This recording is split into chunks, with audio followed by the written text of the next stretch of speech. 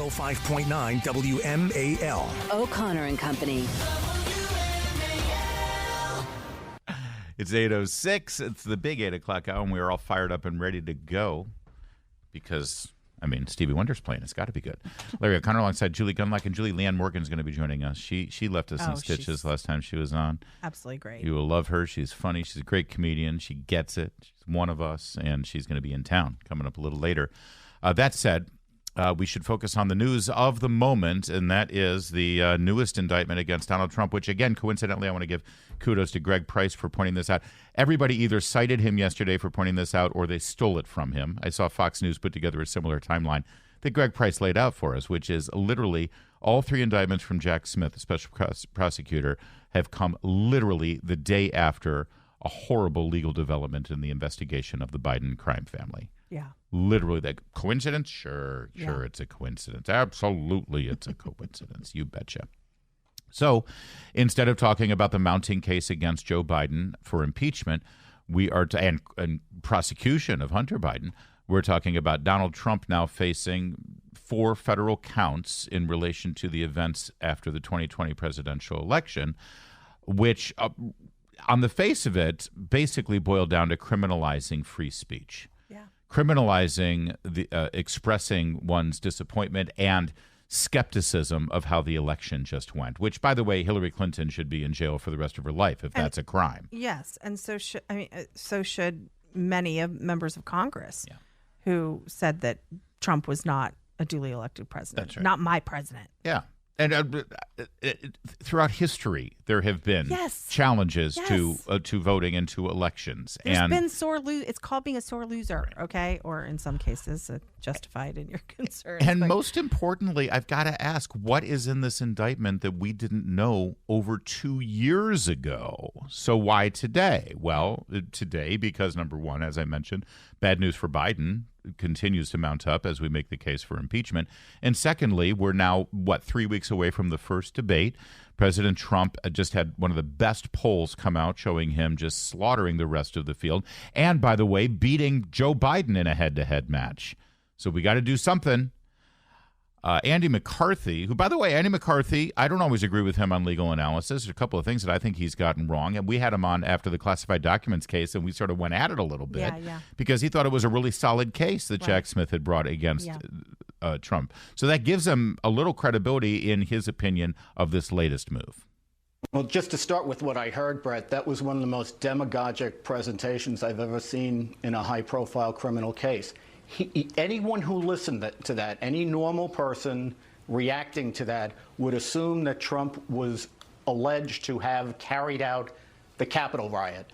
The entire presentation that he made was not about what the core charges in his case are.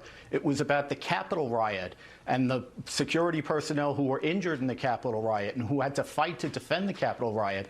And then you turn to his indictment, he's not charged with the Capitol riot. Right. So if that is what he has to resort to in order to sell his case to the public, I think that's very telling in terms of how compelling his cases. That's right. I want to pause there because it's important to reiterate. And sometimes, and Andy's a lawyer, so sometimes he uses a lot of, they get paid by the word, right? So let me just cut to it. Donald Trump was not charged with incitement. Right. We've been told for the last 2.5 years that he incited this. Yes. That he's responsible for the violence. And we've been waiting for Jack Smith to charge him with that. Nothing here has to do with what happened at the Capitol on January 6th. Right. None of it. Right. No insurrection, no incitement to riot, incitement to violence, none of it.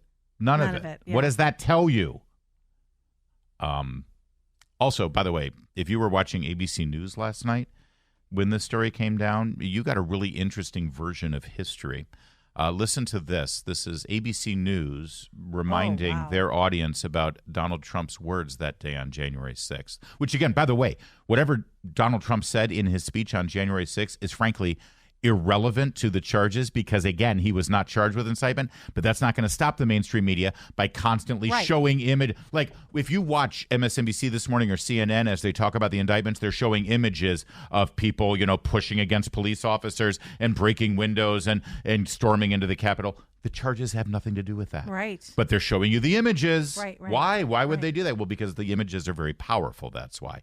Here's what ABC News conveyed to their audience. Listen. We're going to walk down to the Capitol, and we fight.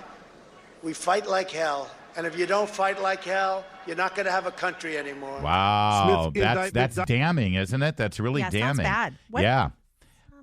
But you know what? I've heard that speech before. I've heard that moment before, and I think there's something. All right, so that's what ABC News heard.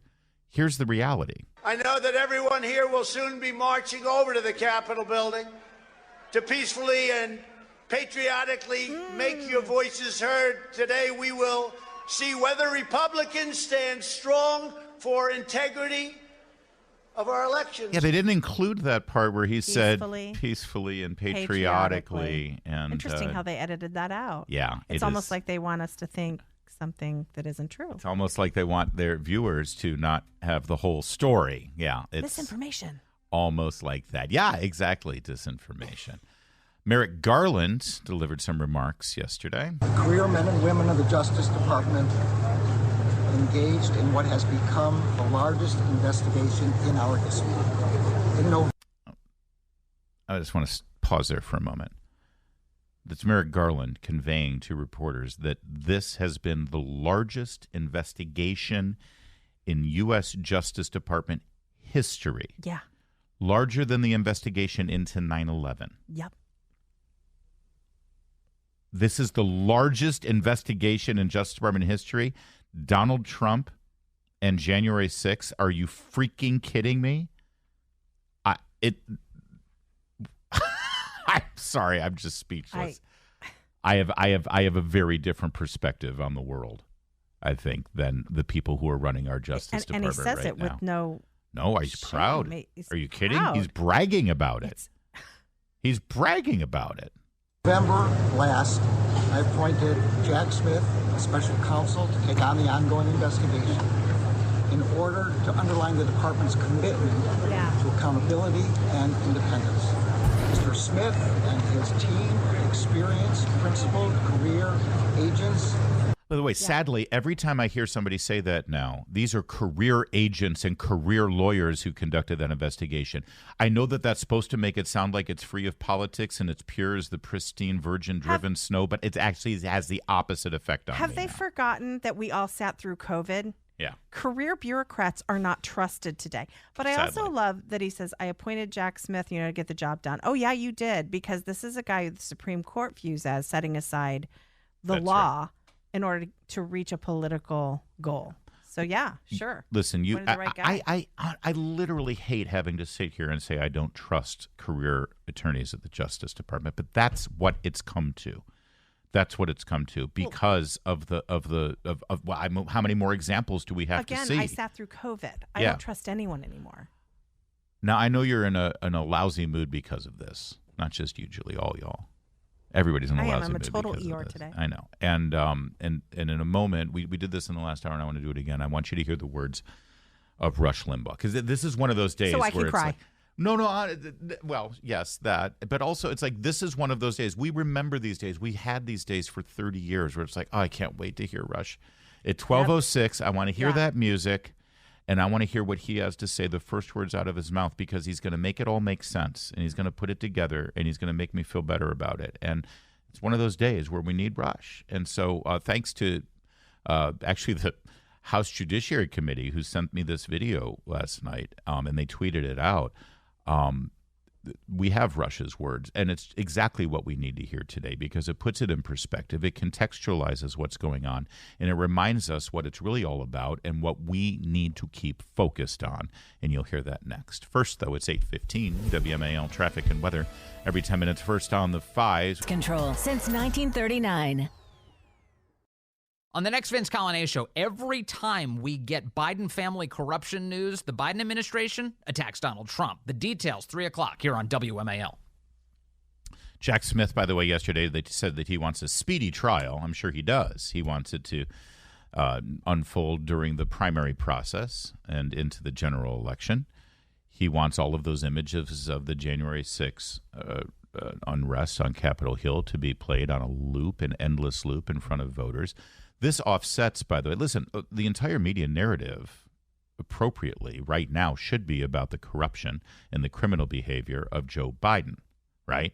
And that offsets the cloud hanging over Donald Trump. One thing to say about the whole thing about Trump fatigue, right? Oh, Trump's under indictment. Sure. Trump's got this. Trump's got that. Trump broke this.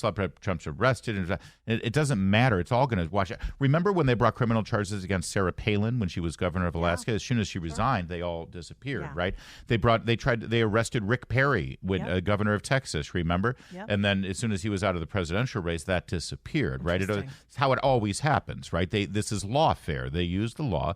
They try to criminalize being a conservative, right? There's an investigation into Ron DeSantis right now, right? This is what they do. This is how they do it. Right now, because there's a legitimate investigation into Joe Biden and it's been exposed that the Justice Department has tried to give a sweetheart deal to Hunter and didn't really legitimately investigate Joe Biden. Basically, the American voters right now, faced with the choice between Trump and Biden, if you've got various categories you're going for, and one of them is, well, which one has broken the law or is in some kind of legal trouble, it's a wash.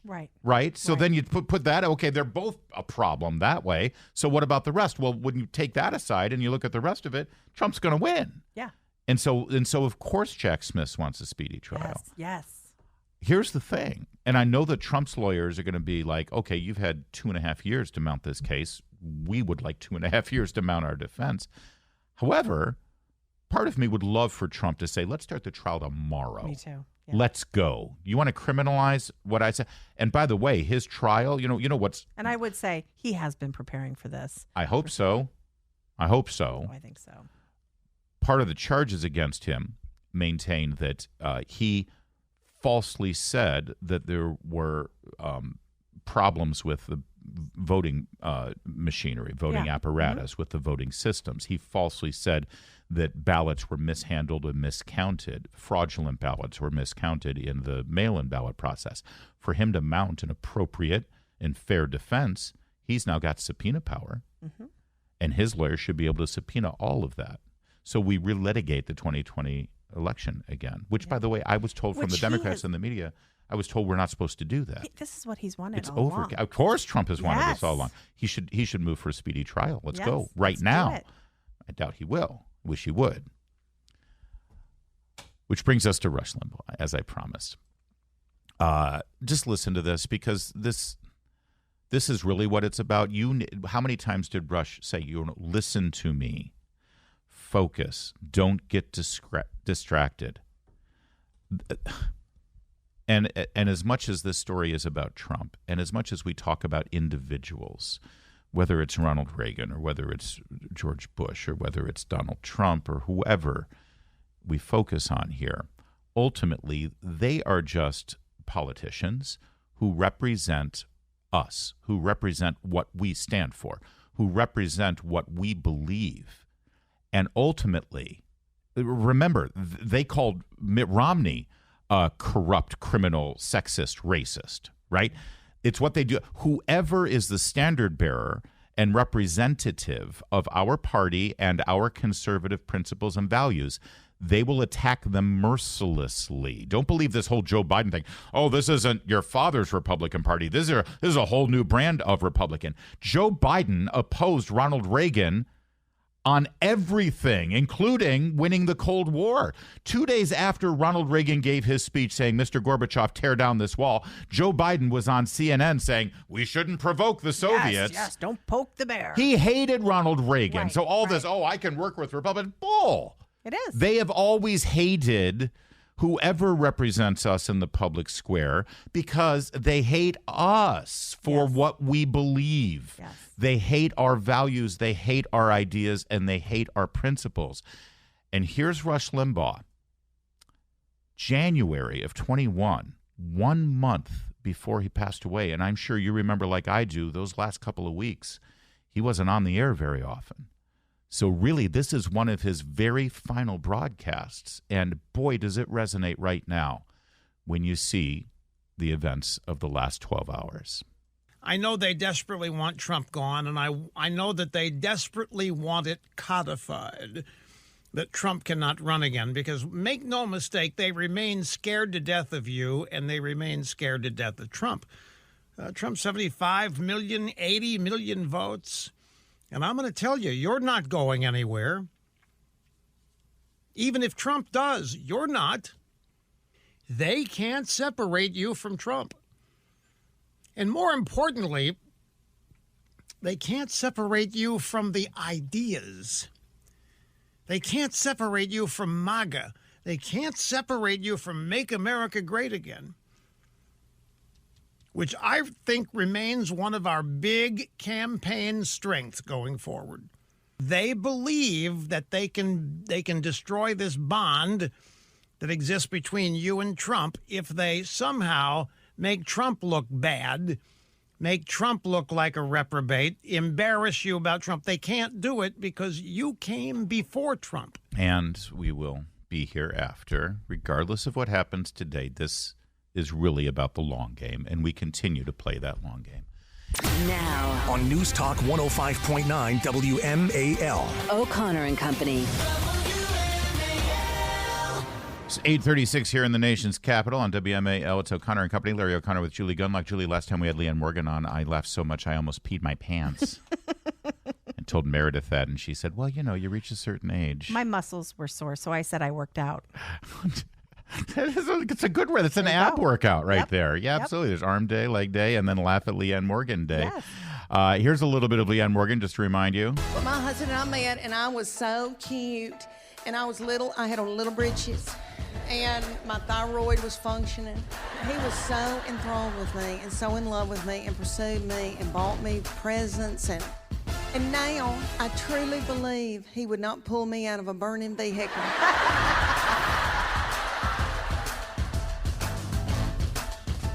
And the first thing I thought was, I'm in an Uber with a man who would cover up a murder. Leanne Morgan joins us now. She's coming to town, by the way, November 3rd, 4th, and 5th. You can see her live in Tyson's at the Capital One Hall. In fact, 2 shows on November 4th. The tickets are on sale now. Wow, 100-city tour. Yeah. Leanne Morgan, you are hot. Thanks for joining us. Oh, you angel, Larry. Honey, I know 100 cities. Now I'm thinking, should I take a nurse and an IV bag with me? Wait, doesn't your husband come along and carry your suitcase for you? No, Larry. Do you know if he went to a hotel room with me, he would make me do unspeakable things all night. Oh. And I cannot be doing all that in comedy. I can't. He loves a honeymoon, if you know what I mean. I mean, no, he cannot go. Leanne, some women would be very grateful to have working. that kind of attention from their husband. Well, he's pretty tickled with me. I got to tell you, he's pretty tickled with me. I have to tell you, your tickets are almost sold out in the Northern Virginia area, Leanne. You are hugely popular around here, so I'm really excited you're coming. Thank you, my darling. And I'm not trying to downplay myself, but I'm shocked about that because I know how smart y'all are up there. Gosh. Oh, I mean, please. I just think, I'm not talking about engineering. Y'all are so smart. We're a little self-important and we're a little serious. Yeah. So that's why we need a laugh. Leanne, you got what, back in the day, it was like getting on the Tonight Show with Johnny Carson, right, and being invited over to the sofa and all that. And those days are gone for stand-up. Now it's getting that Netflix special and having it hit. And yours hit in April, and it keeps showing up on my timeline all the time on Netflix. Has that made a huge difference? Oh, Larry, honey, it is from a blessing from heaven. First of all, I'm 57 years old and a grandmama with 2 grandbabies. And in my head, I thought, Netflix is never going to want me. They're not going to want. Why would they want me? But that was my dream. Now in this day and age, that you're right. You're exactly right. That is the crowning thing. And I thought, it's never going to happen for me. And then it did, and it has been wonderful. And they have been wonderful to me, Netflix people, Hollywood people, and it has just given me this exposure that I didn't have before. Well, it's all over the world. Well, yeah. Leanne, I think the topic, too, your Netflix special, I'm Every Woman, really resonates, especially with women today when, you have people like Dylan Mulvaney out there and this sort of a very serious idea that women don't really exist and the word woman. It's just an idea, just really. a concept. Anybody can be a woman. Do you think that might be some of the reason that your special is so popular and that that you really talk about being a woman? Well, I may be, my darling. I mean, good night. I've had a bunch of kids, and then I'm married, and I've got grandchildren, and I can't lose weight and have to get on Dexatrim, and then I have perimenopause and sweat, and I mean I'm pretty womanly, you know, and I think that resonates with women and women over 40. Yes. You know, we've kind of been forgotten. There's not a lot of people talking to us in Hollywood. By the way, is it true that your tour is called the Big Panty Tour? That was my first tour, Larry. It was the Big Panty Tour, and I talked about my panties, and we had a ball. And then now it's called Just Getting Started Tour because I feel like I'm just getting started. Oh, all right. There you go. Oh my God, I kind of feel big bad panty. that I missed the big panties, though, to tell you the truth. Well, it was a good time. I bet. What is this story about you smoking behind the dumpster back in the 80s and what that led? Was that in high school or was that like a special club you were in? That was in college, my darling. I committed a lot of sin in college, and I was an idiot, and I would smoke cigarettes behind a dumpster. And I think that bit, I was talking about my middle child went to the University of Tennessee where I went, and she was on the homecoming court, and, you know, and really contributed and made good grades and had a wonderful experience. Yeah. And I was smoking cigarettes behind the dumpster and dating people you wouldn't wipe your feet on. You know, it's I did horrible things, Larry. You wouldn't wipe your feet on. You know, my wife was just telling me this. My wife wants me to write a column about this, the fact that the college kids today, their parents are our age, Generation X and what have you, and we were insane in college. It was like Porky's. It was Animal House. I talk about that. And kids in college today are like, they're not doing anything like what we were doing. No. And it's like, do you look at your kids like, what is wrong with you? You should be drinking more. Oh, I look at them and think, thank the Lord they've got sense. They had so much more sense than I did. You're right. I forgot about Corky's. Wasn't Corky's nasty? It was just a free-for-all, and people, everybody had teased hair and looked like Madonna, and we did horrible things. And my kids were like, you know what, I think I'm going to volunteer at the hospital. Right. I'm like, my kids are like, I want to live past 60, right? So I'm not going to. Yeah. Well, that's great. I got to ask you, you're still live in Tennessee? Yes, I live in Knoxville, Tennessee, my darling. Here's the problem. I don't know if you've noticed this, but there's a lot of people moving to Tennessee. Mm-hmm. I mean, they're like seeing have you noticed a difference with all the Californians? Are they treating it like they're going to come in California-ize your Tennessee? I don't know about that part, but I do know they're coming. And when I'm in California performing and I say I'm from Tennessee, people go nuts and they say, what does a house cost there? and how long have you lived there? And how can I get there? I mean, people are swirling around Tennessee, and I think at first it was Nashville was the big, you know, it's like a little L.A. now with industry and entertainment and all that. But now they've figured out about us East Tennesseans, and we've got the Smoky Mountains. You know, I really think we've got the best part of Tennessee. Tennessee's gorgeous. And they're coming. They're coming in droves. They are. Well, Leanne Morgan is on her major tour here, the Just Getting Started tour. She's going to be in town for 3 days, November 3rd, 4th, and 5th at Tyson's, the Capital One Hall. The tickets are on sale, and as Julie mentioned. And she is celebrating every woman. That's why it's almost sold out. Yeah, so you we better love be that. quick. Yeah, in fact, the Netflix buy your tickets now and then watch the Netflix special, I'm Every Woman. And Leanne, hopefully we can see you when you're in town. I would love to touch base with you in person. Oh, my darling, I would love it, you angel. And you can hear about my panties on the Netflix special. And then Larry, and then I do. This is a whole new hour, so it's not the Netflix special that people will be seeing. But I may mention my panties. Just for old times. Boy, you sure know how to get me in that theater because I have a thing about that. Thank you, Leanne. Good talking to you. Leanne. All right. It's you doll. Thank y'all so much. I've had a ball. 8:48. She better not send me pictures of that because that's crossing You'd the line. love it.